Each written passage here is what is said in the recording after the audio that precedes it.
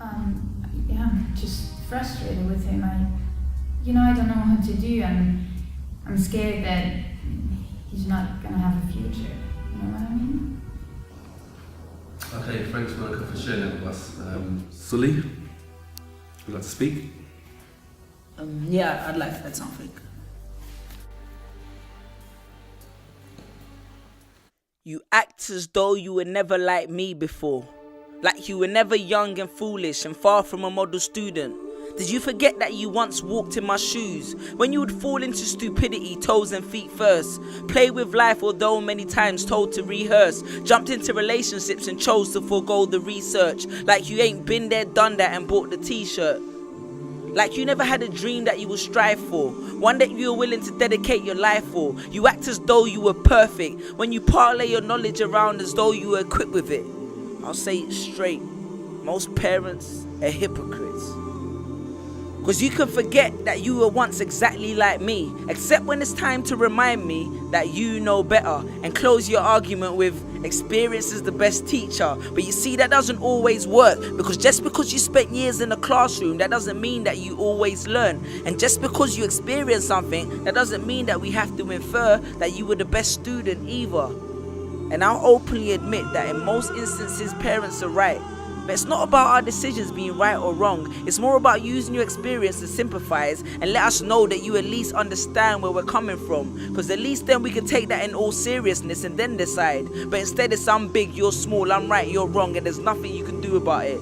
You make our decisions sound irrational and practical, when I'm sure there was a time when you had the exact same thought. When you probably didn't know what you wanted to do with your life by the time you were 18 and had not already achieved it by 25. And when it came to everything else, it was all about patience and timing, right? But when it came to me and my life, those lessons no longer applied, because I had to be great tomorrow, or my plans had to work out today. If I'm not a millionaire right now, then all my efforts have been in vain. We look up to you as our teachers and our leaders, but how are we supposed to achieve success if the person that's supposed to be our biggest fan is never in the bleachers? It's like chasing a dream with a coach that has no faith in the team. To parents whose son spends all day playing football games on that Xbox and that PSS3 that you spent too much money on just to shut him up for his birthday, well, did you know that there are thousands of people on YouTube making money from doing exactly the same, and millions of more opportunities in industries related to game? Have you ever tried to cultivate that interest? Have you ever even touched the controller, except when he left it on the floor and you broke it by accidentally stepping on it, withering in pain, watching him complain as you told him that you're not going to buy him a new one because it shouldn't have been on the floor in the first place, and every time he slipped in a grade or stayed out too late, you locked it away? I know a girl who, according to her parents, spent too much time at singing recitals, so they tell her to shut up so they can watch American Idol. I know a child who is trying to start a business which his parents have never shown an interest in or have a penny invested, but still encourage him to sit down with them and watch The Apprentice. What about the ones that are constantly emphasizing the importance of having a backup plan? The kicker is the backup plan concept. I don't even need to explain that because everybody knows what I'm referring to. But let me put it like this. How comfortable would you feel standing on the front line with a general who keeps emphasizing your role and its importance, but spends his whole time investing his efforts in the reinforcements? Just think for a second, because if you show more interest in a person's backup plan than the actual plan, then you're actually accurately, fractionally, factually, and practically, tactfully, didactically, drastically showing where your faith in his plan actually stands. Put yourself in our sneakers for a bit, and because statistics show, I think, that between 16 and 18 your feet no longer grow. So it's not that they don't fit, it's just that since you started walking on water, you've forgotten it. And stop trying to overshadow but understand us kids. Because eventually when they become adults, any success they have, rather than just contributing, I bet you'd rather they say that you were actually a part of it.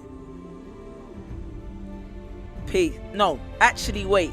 Because apparently I'm a patron of confusion and never offer any solutions to fairly obvious conclusions, simply because I feel it's not my place to say that my opinion works for everyone. But just in this instance, here is a simple one.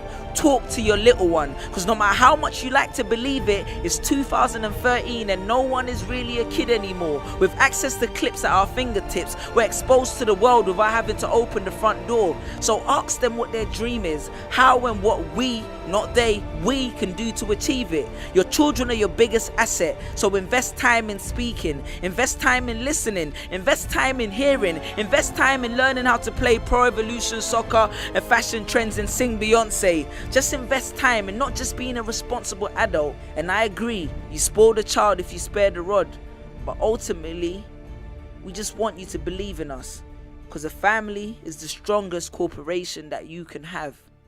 Yeah. Peace. Pictures on my phone, just these pictures on my phone.